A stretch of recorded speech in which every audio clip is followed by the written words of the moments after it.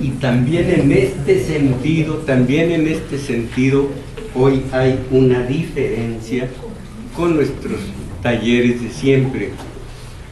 Recuerden quienes no fallan al taller, que hace 8 días comenzamos con un relato, es decir, tenía que servir de contexto para medir la estatura de Emmanuel, el cual escribe una especie de memorias en unos cuantos, 4 o 5 relatos cortos, 4 o 5 capítulos, y se los envía a su medio hermano.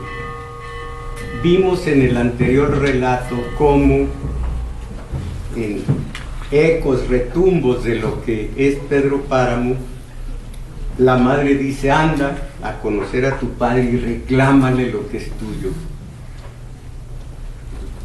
Llegó Emmanuel,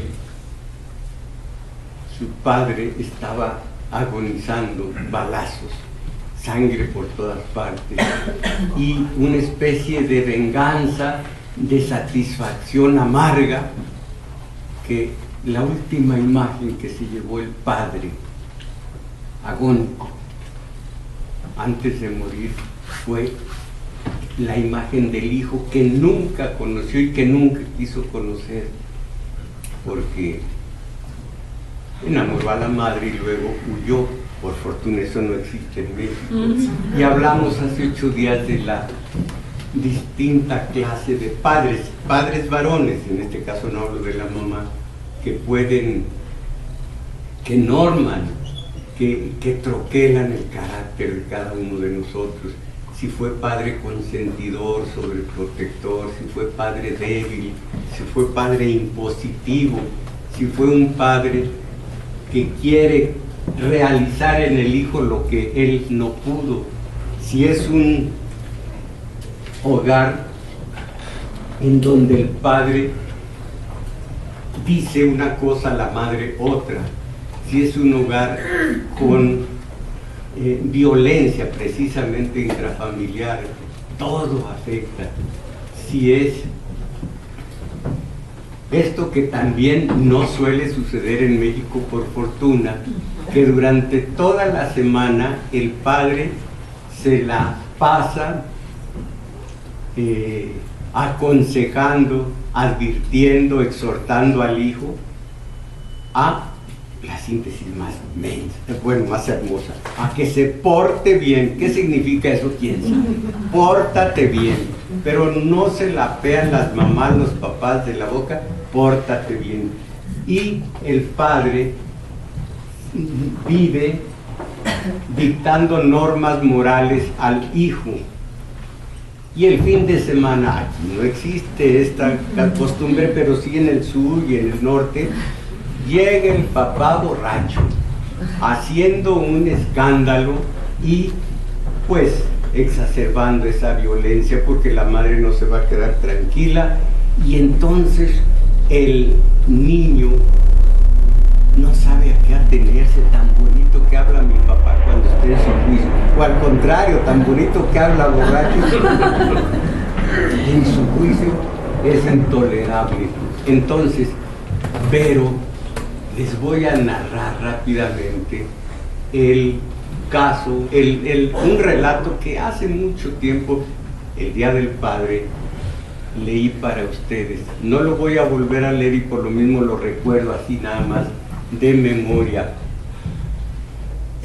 Voy a recordar ese padre, la estatura de ese padre, la urdimbre psicológica de ese padre comparado con el papacito de Emmanuel, del cual hoy voy a leer el relato correspondiente. Miren, el padre aquel el hijo se llama, no, el padre se llama, es un ancianito, dulce, bueno, ancianito de 62 años. Ay, nomás échenle cuentas y no se pongan a pensar en mí para nada.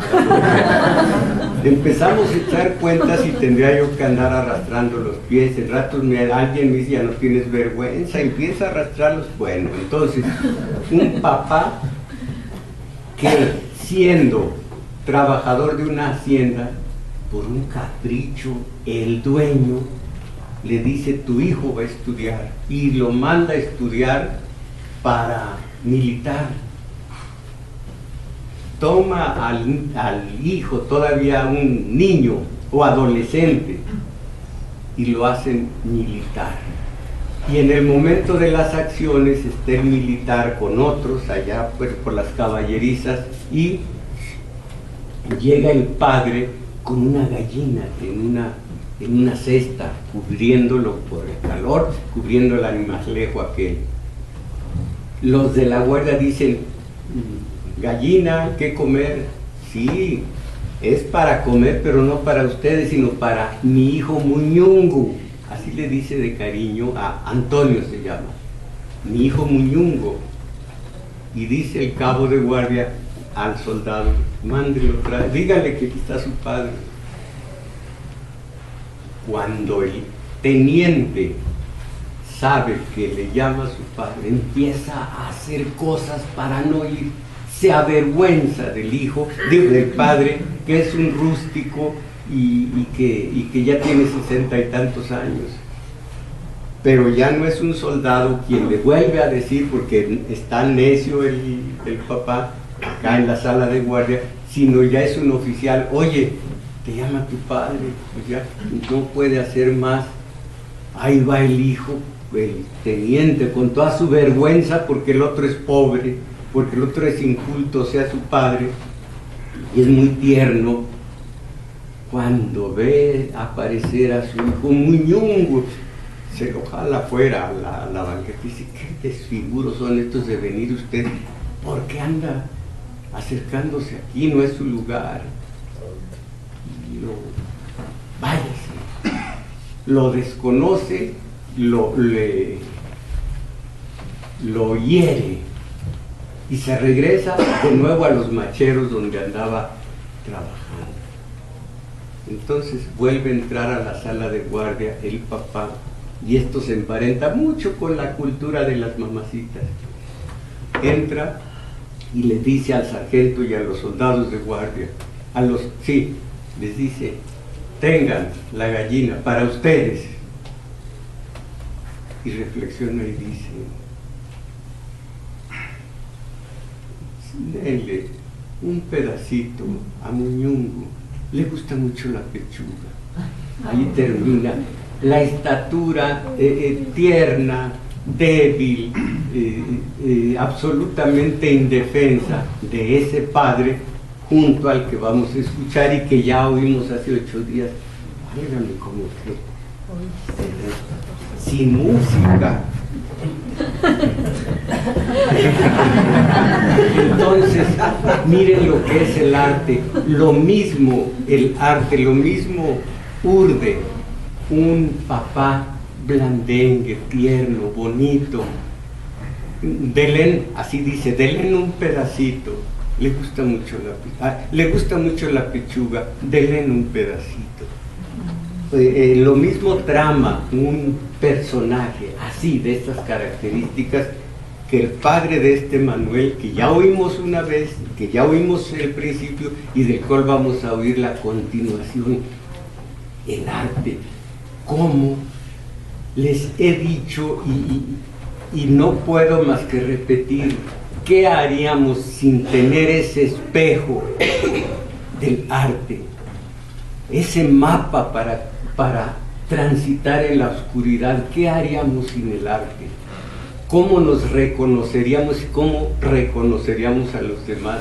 ¿Cómo sabríamos que las pasiones, las emociones, los sentimientos, la forma de ser y de hablar de los demás? No necesita escribir, no debe escribir. Oiga. Me gustó. Bueno, allá. Entonces, ¿cómo podríamos reconocer los sentimientos de los demás? ¿Cómo podríamos saber que todos estamos hechos de lo mismo? Acuérdense, aunque todos somos del mismo barro, no es lo mismo Bacín que Mortanda. Es Bacín que Jarro. Ahora sí no se escandalicen.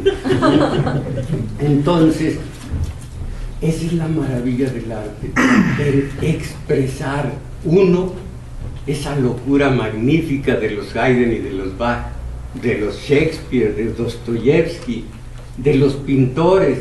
Desde que apareció la fotografía, se dijo, pues ya la pintura está totalmente rebasada. ¿Qué pintor puede reflejar lo que una foto de esa palmera? No, pero si no se trata de reflejar, no se trata de aprehender de una manera de esclava, de una manera servil una palmera, sino rehacerla. No es la palmera aquella que va a captar la máquina de la cámara, es esa palmera llena de sentimientos. Acá donde tenemos, no es cierto, es un decir, las mariposas negras que ruñen, se dice roen, pero ruñen. Roen es bonito y con una curación se les quita, pero ruñen y eso no se quita ni yendo a hablar. Bueno, entonces, todo eso, solo el arte, una palmera, de una cámara, de una foto, ahí está perfecta, pero sin vida. Ahora, también los fotógrafos han hecho arte de una foto de palmera, eso también es otra cuestión. Entonces, es fundamental el arte. Con el arte nos explicamos lo que somos, vemos de piel adentro lo que somos y vemos hacia el exterior lo que son los demás, y ya tenemos un parámetro. Yo odio a Cuitláhuac, no es muy grandote, no, a Cuitláhuac no está muy grande. Yo odio a fulano y según me ve, sé que él me odia también. Todo esto lo capta el arte y nos pone esos paradigmas maravillosos. Después ya nomás que hay que aplicar las premisas. Estos tontos hablan de premisas a los tarugos sin saber. Me refiero a los políticos, ya no, pero la premisa. ¿Se acuerdan ustedes lo que es lo más obvio, la premisa de Otelo? La premisa de Otelo. Hay miles de premisas, sí. ¿Los celos? ¿Sí? Los celos que él siente, pues, por su mujer que cree que lo engaña. Sí, eso no es la premisa, pero sí, bueno. La premisa es, los celos destruyen. No solo esa, sino la que se le antoje. El celoso pierde la razón, pierde el juicio, en fin. Esa es la premisa. Entonces, el escritor, vamos a decir, el escritor, pues yo no conozco el pintor, tiene para sus personajes, los capta, pero tiene que verlos desde que nacieron en 3 dimensiones, como les he dicho, fisiológica, psicológica, sociológica.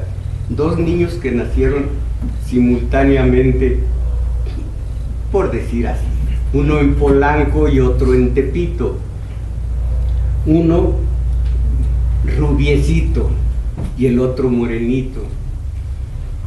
Eso es fisiológico. Uno es alto, el otro es chaparro. No sé, me dan tristeza los chaparros, pero ese es otra cosa. Entonces,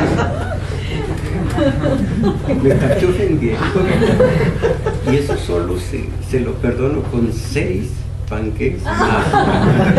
Entonces, uno es inteligente, el otro no tanto.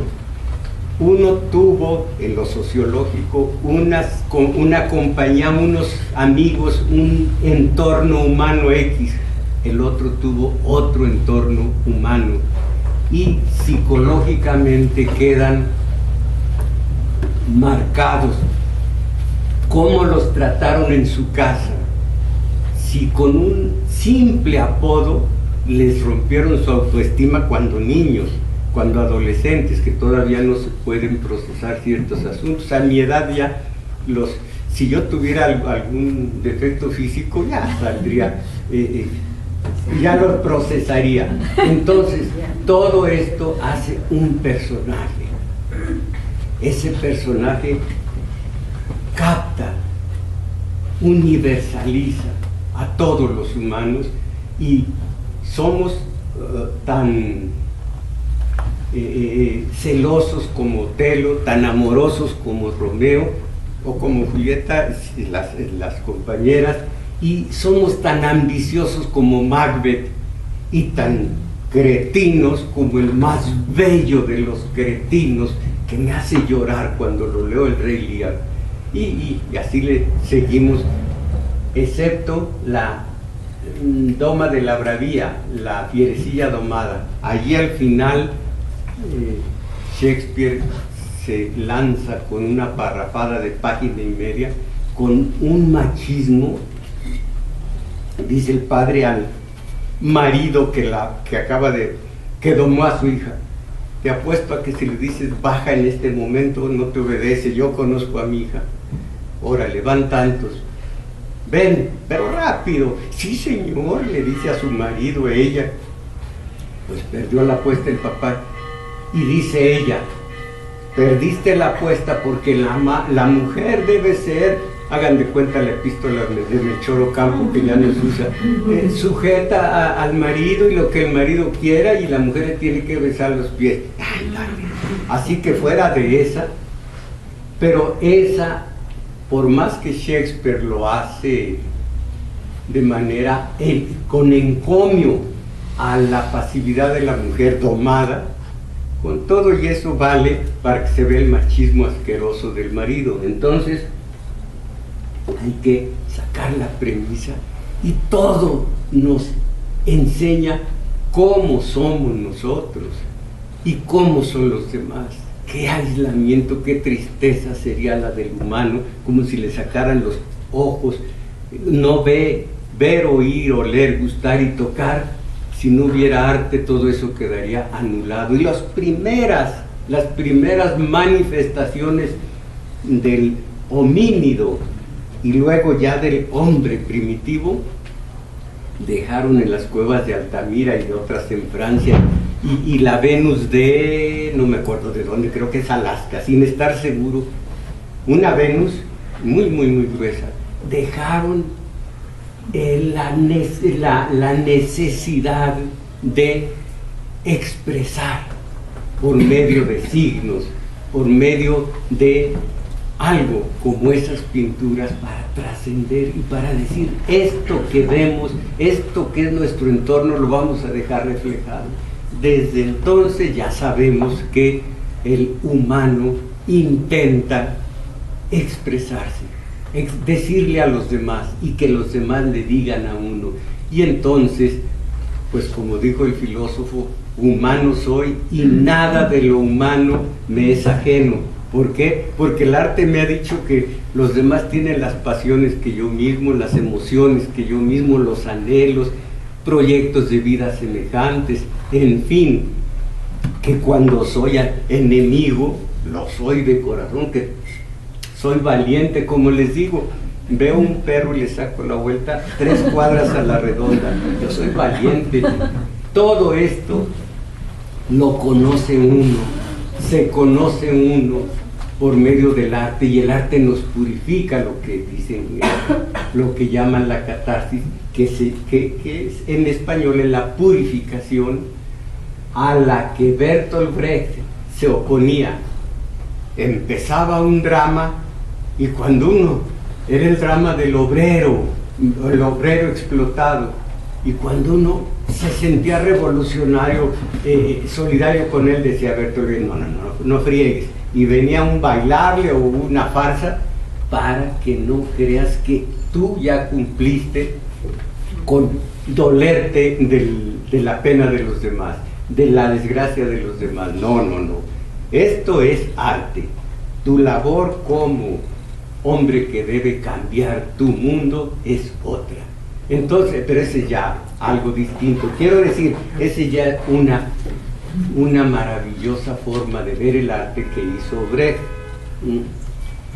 Madre Coraje, 2 centavos, la ópera de 2 centavos, no me acuerdo cuántas, Pipazo. No se sientan revolucionarios porque sufrieron catarsis, purificación, con un explotado a manos de su explotador. Ya salieron de allí, hasta hambre me dio, vieja, vámonos a cenar. No, nos dice conciencia de lo que son y de lo que deben ser. Que no se olvide que mientras haya y esto lo dice el arte, un individuo en desgracia, una desgracia que ustedes pueden solventar, mientras eso exista, no se den por satisfechos y se vayan a dormir tranquilos, no. Acuérdense, hoy por ti, mañana por mí, donde hay hombres no mueren hombres, lo que sea de uno, que sea de todos, y si no tú, ¿quién? Y si no ahora, ¿cuándo? El arte nos delineó el viejito que dice al final: al muñungo le gusta mucho la gallina, la carne de gallina, le gusta la pechuga, dele un pedacito, qué bonito. Pero aquí, cuando hace 8 días vimos cómo este hombre se adueñó en el sentido bueno del duelo, mientras la viuda lloraba, los niñitos no hallaban qué hacer, él ordenó todo e hizo sepultar a su padre diciendo su última mirada fue para un hijo que nunca quiso. Y aquí viene, les leí el principio la vez anterior, noten el lenguaje. Mi padre enamoró a mi madre y luego se fue. Pues miren, fácilmente se describe con un lenguaje doméstico. Digo doméstico en el buen sentido, no como clon de los gringos que dicen la política doméstica. Gringos de segunda, no, doméstico, dentro del hogar, lenguaje del hogar, doméstico. No, es así de sencilla la anécdota, pero oiga la forma de recrear lo que hace el arte. Una fotografía hubiera dicho, fotografía literaria, un joven fuerte, macizo, enamora a una mujer maciza, fuerte, y nace un hijo, y él se va el tipo ya. Pero el arte recrea, y cada mal padre, y cada madre enamorada y cándida, y cada hijo dolorido, tiene su propio lenguaje en el arte. Siempre es igual y siempre es distinto. El hombre que era mi padre, todo, acuérdense, esto es en primera persona, escrito para su medio hermano Alberto. Cada vez que estamos ante un muerto aparece en nosotros el deseo intenso de meditar, pero a la vera de la muerte mentir es blasfemar. Cuando estamos ante un cadáver humano nos sobrecogemos como los religiosos ante Dios, y yo estoy solo ante el cadáver de un hombre que había sido mi padre. Es en el momento en que lo va a enterrar, que ya lo vimos. De su vida me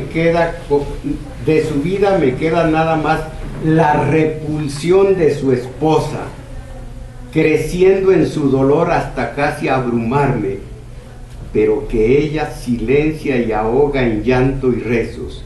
El desconcierto de mis hermanos pequeños, ellos saben que yo soy hijo de su padre y no sienten mi hermandad, y con todo y eso, todo lo que hizo por el padre, al que odiaba.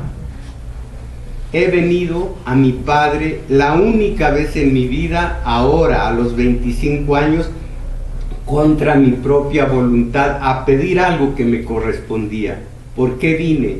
Alguna vez hasta aquellos que somos cacto, solos ante la pampa abierta, nos acobardamos. Acuérdense de Telémaco. La sombra de la noche es casi el ala de la muerte, pero la sombra de los ojos que se mueren y desean vivir es más. Yo la vi hace 4 noches. Mi madre me llamó muy quedo. era en el cuarto de paredes de caña por cuyas rendijas entraba el taconeo de un hombre caminando por media calle. Estaba ante mi pequeña mesa, frente a mis libros, delante de una ventana. El viento frío de la noche rozaba en mis sienes. Veía la calle negra, los postes largos y cabezones de focos, y las casas con las ventanas cerradas, quietas, paradas como un barranco de ojos cerrados. Noten metáforas y comparaciones. Mi madre yacía en su cama. Su voz débil, temblando como un grito, me llamó susurrando. Cuando estuve en su delante, emergieron hasta mí sus largas manos pálidas, torcidas, y sus brazos cuya piel parecía túnica sobre sus huesos fuertes.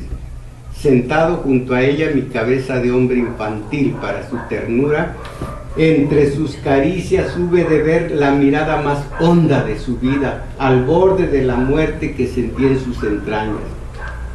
Anda a verlo, piensen en Juan Preciado, de Pedro Páramo. Anda a verlo, te lo pido y es lo último que te pido. Termina tu educación, da tu grado. Él tiene que darte, es tu padre.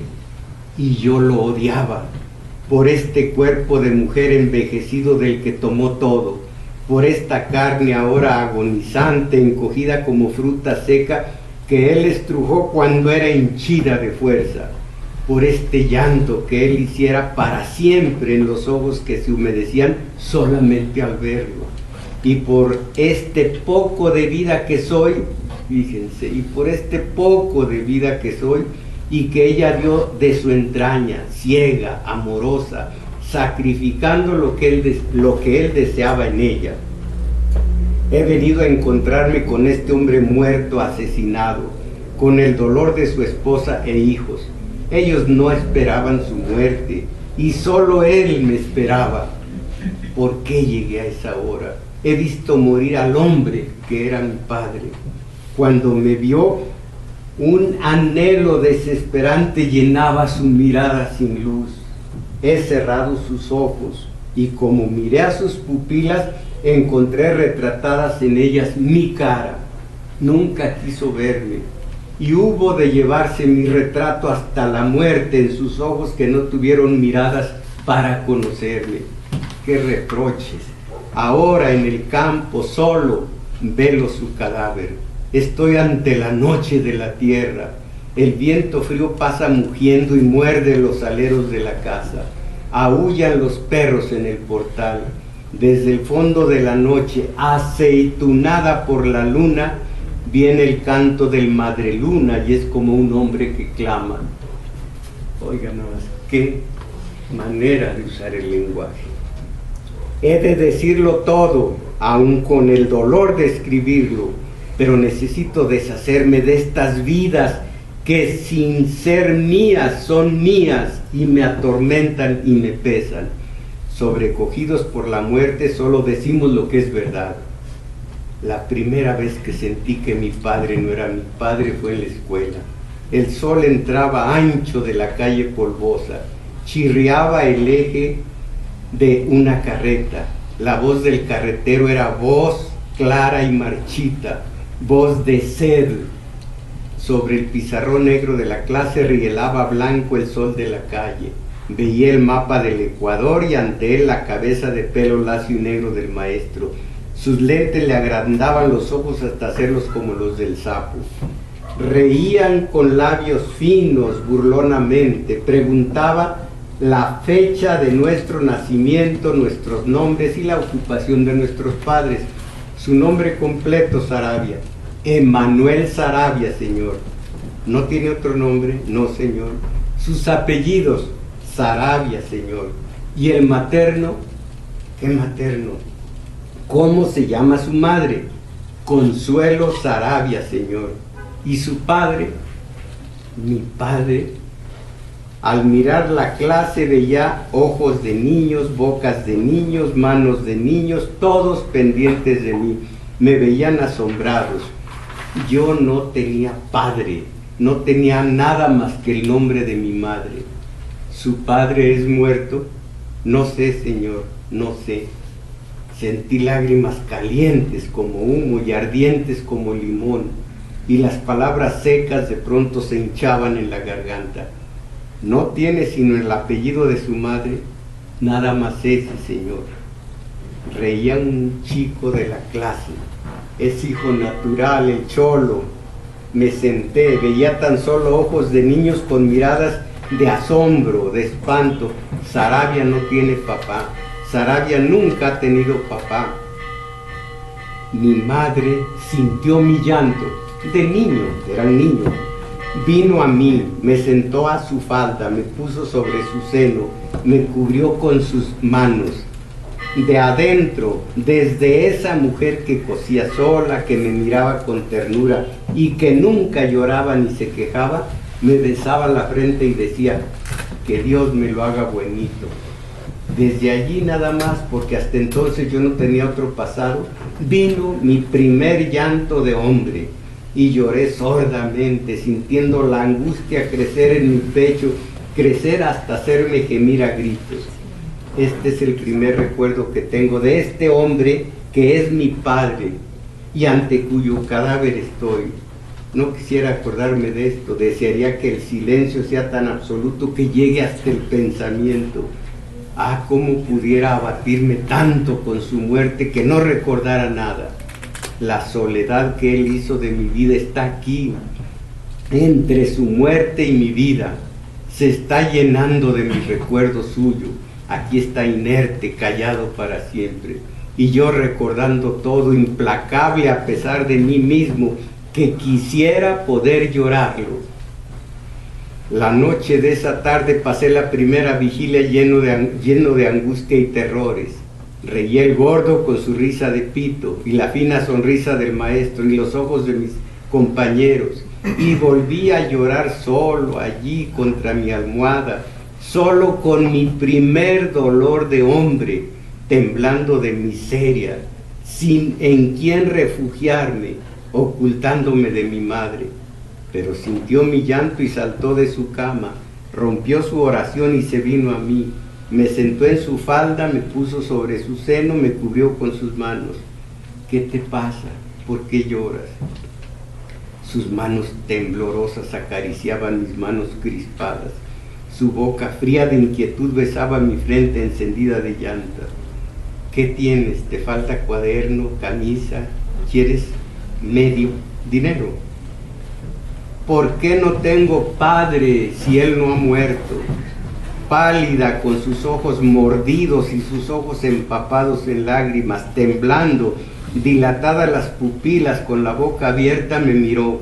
Al fin vino su voz, voz oscura, sin rencor, y en ella la verdad arrimada en mí, buscando mi protección cuando yo buscaba la de ella. ¿Quién cree que el amor es malo? Viene cuando los naranjos están en flor. Esto se parece tanto a Pedro Páramo que lo está diciendo Susana San Juan ya muerta. ¿Quién cree que el amor es malo? Dice Emanuel. Viene cuando los naranjos están en flor y las campánulas son del color de la noche de luna. Los ciruelos están rojos y el aguaje del río es grande. Ella lo veía venir así, sentada a orillas del río, oyendo el canto de la caracola que se iba entre sus vueltas.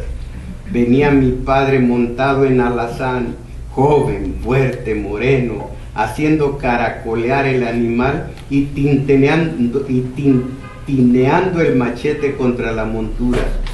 Reía con su boca fuerte, mostraba sus dientes blanquecinos, hendía el suelo con sus espuelas de plata.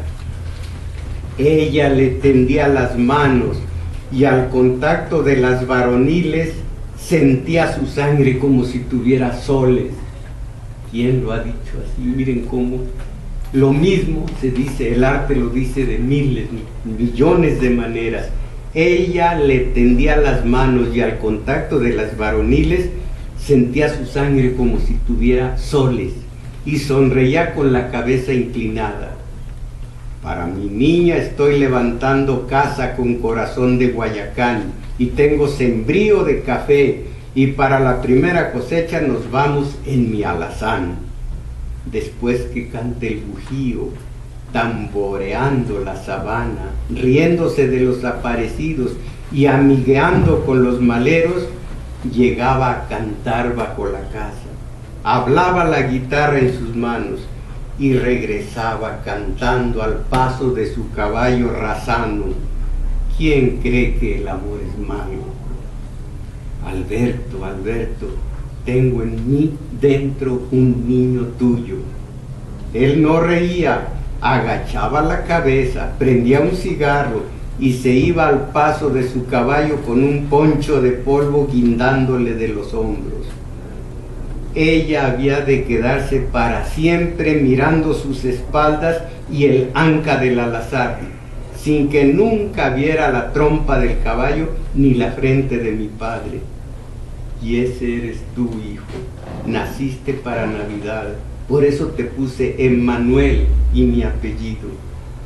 Yo tenía 8 años, esa noche no me acurruqué en el regazo de mi madre, puse su cabeza en mis muslos y acallé su llanto hasta la madrugada. No lo conocía, no quise conocerlo. Si lo hubiera visto, ¿qué habría hecho? Sentía su odio hacia mí, y aquí estoy velando su cadáver. He de acompañar su vuelta a la tierra entre 2 extraños, hermanos míos, y el odio y repudio de todos los demás. Este hombre era mi padre, ya no es nada. ¿Ven cómo se necesitaba el anterior para situar lo que esto ocurre? A mí me parece algo, voy a decir un contrasentido, un enorme odio y una gran generosidad, porque si ustedes recuerdan, pues el hombre lo fue de esa casa, con todo y que cuando entraban los parientes y veían a este se hacían a un lado, con asco. Era un extraño, era el bastardo. Lo mismo sucedía con la viuda, ¿cómo se llama? Natalia, creo, no estoy seguro. Entonces, los medios hermanos, y cómo a los chamacos, un adolescente y un niño, les infundió ánimos y les dijo, no les va a faltar nada, en fin. Pero se quedó mirando al padre, allá aventó todo el odio que tenía contra él, porque así lo abandonó. Y vean qué semejanza hay entre este y el que le leí, el trocito que le leí hace 8 días de diles que no me maten. Ni siquiera vio al matador de su padre. Cuando uno tiene uso de razón y crece y trata de afianzarse a algo y encuentra que no hay nadie, no puede hacer nada. Pero cuando sabe que el matador de su padre sigue allí, alimentando su alma podrida con la esperanza de la vida eterna, uno no lo va a aguantar. Fusílenlo. Mírame, coronel, ya estoy viejo, etc. He andado cosa de 20 años remontado en el mundo. Denle tequila, que se emborrache para que no le duelan los tiros. Cuánta autenticidad, cuánta verdad hay en el arte. ¿Qué sería de nosotros? ¿Cómo sentiríamos? ¿Cómo procesaríamos el abandono o la forma en que fue el padre con uno? ¿Cómo lo procesaría si el arte no le dijera? Si el arte no le dijera a uno, tú eres un rechazado por padres que se mataban de trabajar para que no te faltara nada, pero que no te dieron ternura, que te cegaron las fuentes del amor, o algún otro, el sobreprotector. Les digo de esto porque se me hace abominable cómo un padre, una madre pueden arruinar la vida de un niño con la sobreprotección, que lo hacen así de egoísta, sin margen para el sufrimiento, para el dolor, sin anticuerpos para enfrentar la vida, con un afán protagónico y sin nada de sentido de responsabilidad. Pero el que tiene un padre impositivo, insensible, que castiga a la menor provocación, tímido, asustadizo, con un enorme rencor emposado que, como el complejo, si saben lo que es el complejo, va a explotar en cualquier momento. Muy rápidamente, complejo, una vivencia no asimilada que se nos queda, a diferencia del estómago, que el estómago dice: a la fregada, aquí no es posada, aquí no es mesón, sigan adelante, y ahí va la birria.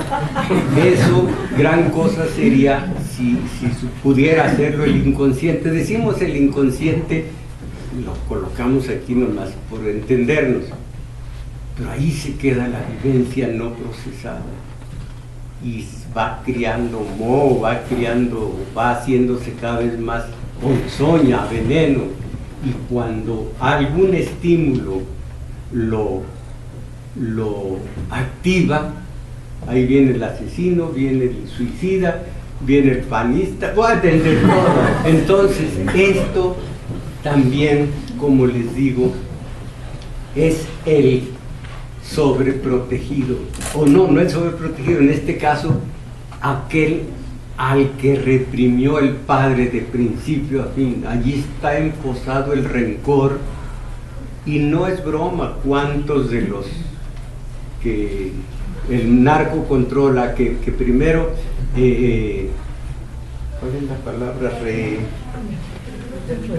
Recluta, gracias, que primero recluta y después alecciona para hacer lo que hacen, pues pura gente que no se, generalizo, pero que de alguna manera quedó marcada por un rencor enorme que le injertaron el padre y la madre. ¡Qué peligroso, caramba! Yo creo que hablo de el niño que llega a nacer, dónde, cómo, por qué.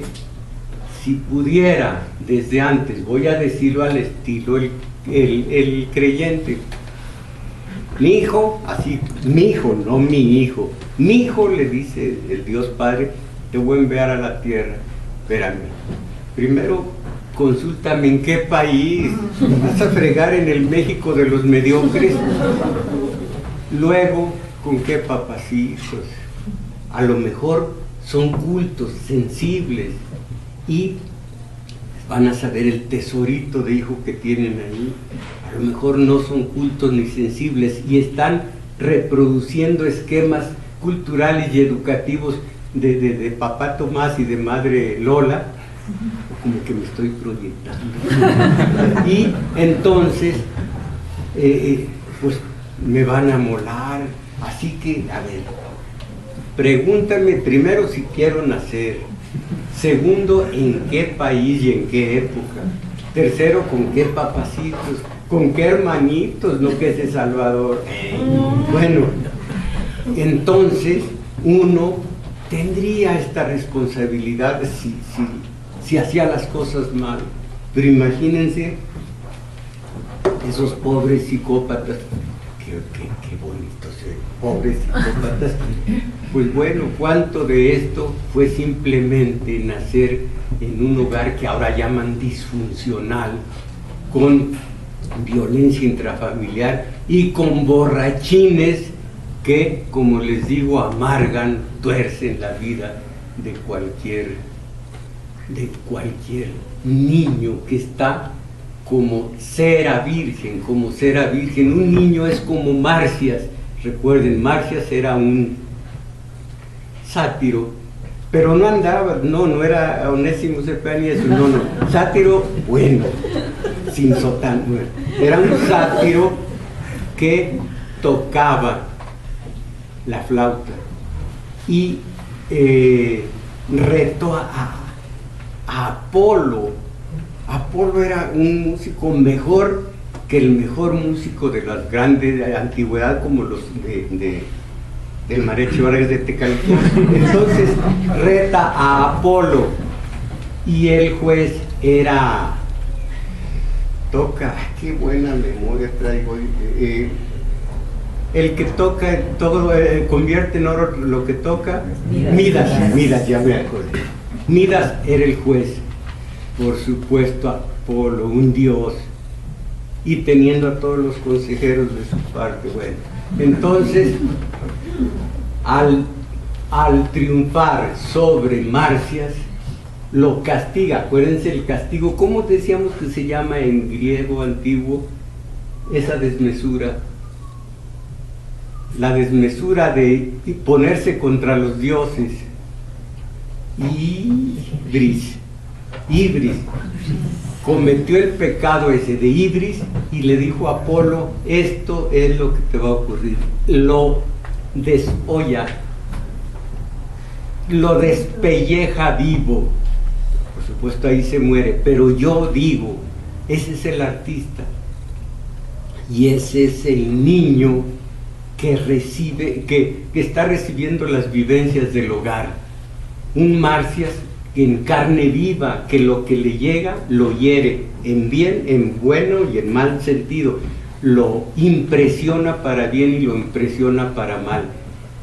Dice Mauriac, hablando del escritor, el escritor se hace cuando adolescente, después tiene que estudiar el oficio, pero cuando es un adolescente, niño y adolescente, es un espía que ni él ni nadie sabe. Él está espiando, de 5, 6, 7 años, está espiando vivencias que después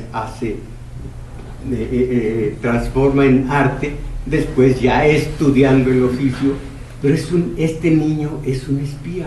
Es entonces cuando se hace escritor o se hace artista de cualquier rama del arte. Entonces es Marcias, todo lo hiere.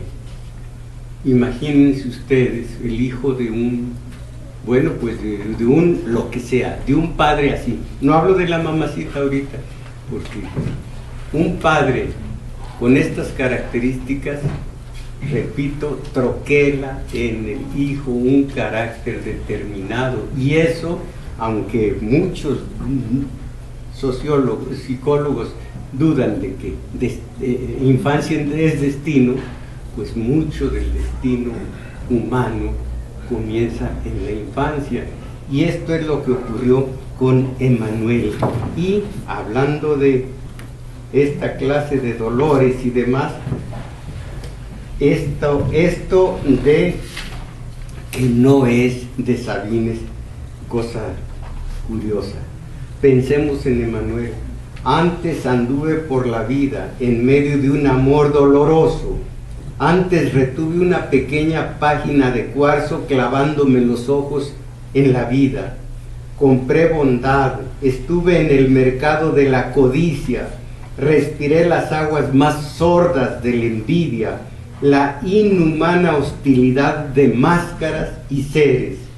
Viví un mundo de ciénaga marina que en la flor de pronto, viví un mundo de ciénaga marina en que la flor de pronto, la azucena me devoraba en su temblor de espuma, y donde puse el pie resbaló mi alma hacia las dentaduras del abismo. Así nació mi poesía, apenas rescatada de ortigas, empuñada sobre la soledad como un castigo, o apartó en el jardín de la impudicia su más secreta flor hasta enterrarla. Aislado así como el agua sombría que vive en los profundos corredores, corrí de mano en mano al aislamiento de cada ser, al odio cotidiano. Supe que así vivían escondiendo la mitad de los seres como peces del más extraño mar, y en las fangosas inmensidades encontré la muerte abriendo puertas y caminos, la muerte deslizándose en los muros. De alguna manera, así pudiera haberse expresado este desdichadísimo Emmanuel, que sabe, como sabemos algunos, la distancia que el padre pone con un hijo ávido, con un Marcias que succiona todas las vivencias de cuando la niñez y la adolescencia, y después échenle la culpa de todo, como Emanuel. Es todo, vámonos a comer. Gracias.